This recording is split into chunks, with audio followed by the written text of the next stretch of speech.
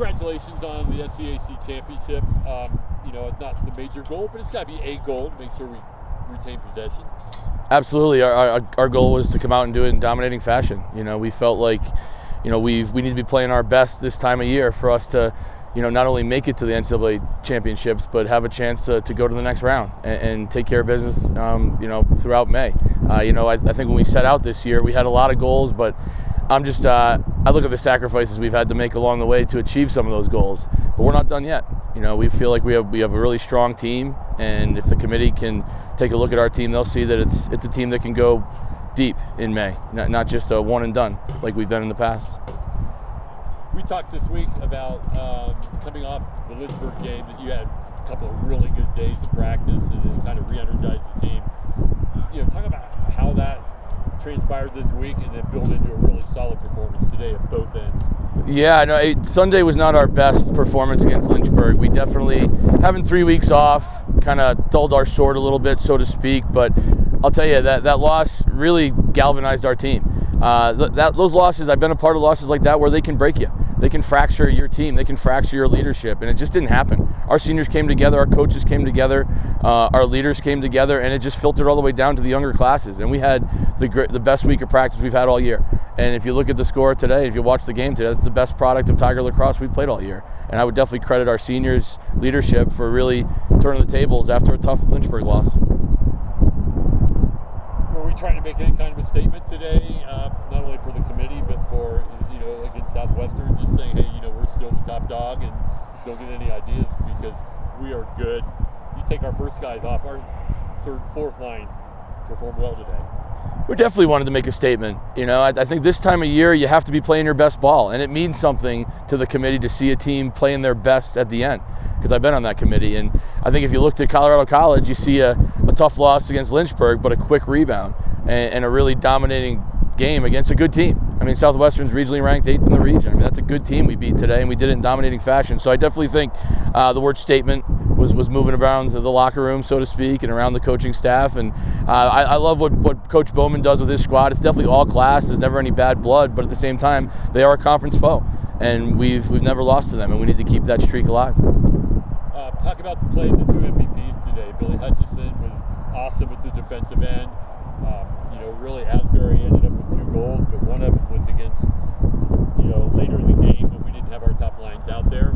And Anders was just fantastic. And some of his passes, the one that I remember the most is to the bio, put it on his stick. Yeah. And, he scored with a long pole. I thought it was fabulous. Anders is the type of player that, he's an incredible All-American type player right off the bat. We were really fortunate for him to come to our program, and the way he's gelled with our guys has just been incredible. He's a great leader, and he's one of those phenomenal players that makes everyone around him better. Whether you're a long stick midi cutting on the crease or you're a midi setting up your redodge on the backside, he makes everyone around him better. The urgency he plays with just makes everyone play a little faster. And then you look at his individual performance. On top of him making our team so much better on the offensive side, look what he does individually. It's 11 points in a championship game. He is just a warrior. I love what he does for our team. I love what he does for our offense. And I just love coaching him. He's such a great guy.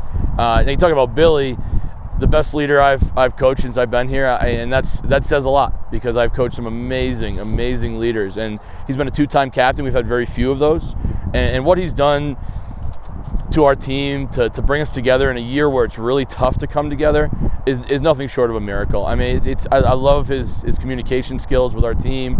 They all love being around him. He's a rah-rah guy, but he also knows how to pick you up when you're down and let you know when you need to do something better. He's just got great balance to his leadership. But let's talk about him as a lacrosse player, which is I think what you really want to get around to. And he's a phenomenal defender. He's become one of the best defenders in Division III, and we've had him all over the place. He was a long stick midi his first couple of years. He was a man down guy for a while, and now he's one of the elite defenders in the Division III. So on top of being an incredible individual player, I think his leadership skills make him one of the most important people on any team in Division III. And finally, what's your big takeaway from today's game? What are you most proud of about this team? That we're here.